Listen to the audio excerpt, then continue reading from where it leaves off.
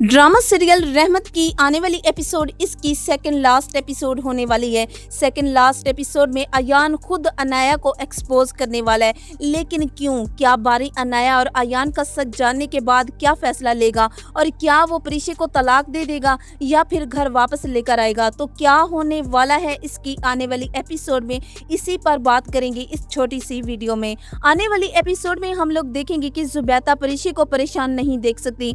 जिस तरह से प्रीशे और बारी एक दूसरे से दूर हो रहे हैं, तो जुबैदा फैसला करती है कि प्रीशे ने जो फ्लैट लिया है वो बेचकर अयान को सारी पेमेंट वापस कर देगी, पर अपना घर बचाएगी। इसलिए वो प्रीशे के पास वो फाइल लेकर आती है और उससे कहती है, बेटा ये घर की फाइल है, तुम इसे बेचकर अयान को उसके सारे पैसे लौटा दो और अयान के ऑफिस में जॉब छोड़ दो और अपना रिश्ता बचाओ। ये सुनकर प्रीशे की आंखों में से आंसू निकल आते हैं और उससे एहसास होता है कि जॉब से ज्यादा अपने घर को बचाना जरूरी है। तभी वो अपनी माँ के गले लगती है और उसके समझाने पर उसका शुक्रिया अदा करती है। अगले दिन प्रीशे अयान के ऑफिस पहुंच जाती है। अयान प्रीशे को ऑफिस में देखकर प्रीशे से कहते हैं, प्रीशे तो आखिर तुमने क्या फैसला लिया है, क्या तुम जॉब करोगी या नहीं? तो जिस पर प्रीशे अयान से कहती है कि मैं यहाँ सिर्फ इसलिए आई हूँ ताकि अपनी तमाम ड्यूज आपको लौटा सकूँ। ये चेक अपने पास रखें और मैं अब इस कंपनी में जॉब नहीं करूँगी, मैं ये ऑफिस छोड़ के जा रही हूँ। मैं नहीं चाहती कि अब बारी और मेरा रिश्ता टूट जाए।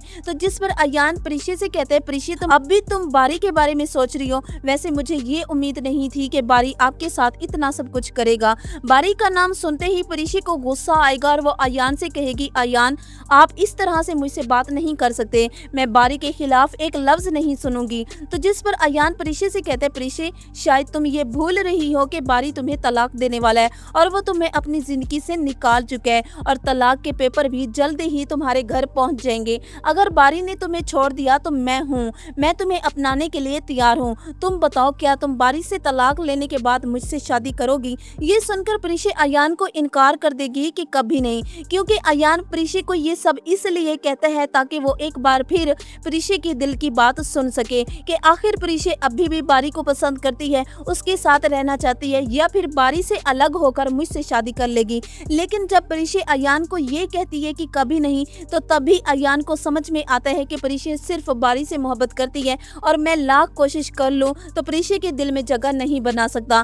तो इसलिए वो फैसला करता है कि वो वीडियो बारी को दिखाएगा ताकि वो प्रीशे को तलाक ना दे। अयान खुद अनाया और अपनी वीडियो बनाता है ताकि वो अनाया को एक्सपोज कर सके और बाद में विलन बनने की बजाय खुद हीरो बन जाए। तो वहीं दूसरी तरफ बारी रो रो कर अपना बुरा हाल कर चुका होता है और अपने सामने तलाक के पेपर रख के बैठा होता है कि कैसे प्रीशे को तलाक दे और कैसे इन पेपरों पर साइन करे। बारी जो प्रीशे से बेहद मोहब्बत करता है, वो किसी भी कीमत पर प्रीशे को छोड़ने के लिए तैयार नहीं और प्रीशे भी अब अयान का ऑफिस छोड़ के जा चुकी है ताकि बारी को सब सच बता दे कि अयान का ऑफिस ना छोड़ने की असल वजह क्या थी। लेकिन अब तो कन्फर्म हो गया कि जैसे ही वो वीडियो बारी तक पहुंचेगी तो बारी अनाया और अयान का सच जानने के बाद कभी भी प्रीशे को तलाक नहीं देगा। सच जानने के बाद वो प्रीशे को माफ कर देगा और उसे अपने घर वापस लेकर आएगा। तो वहीं दूसरी तरफ अब रुमैसा का सच भी पकड़ा जा चुका है। रुमैसा आलिम को बताए बगैर घर बेच देती है। काशी जब घर बेचने के लिए जाता है तो रास्ते में उसका एक्सीडेंट हो जाता है।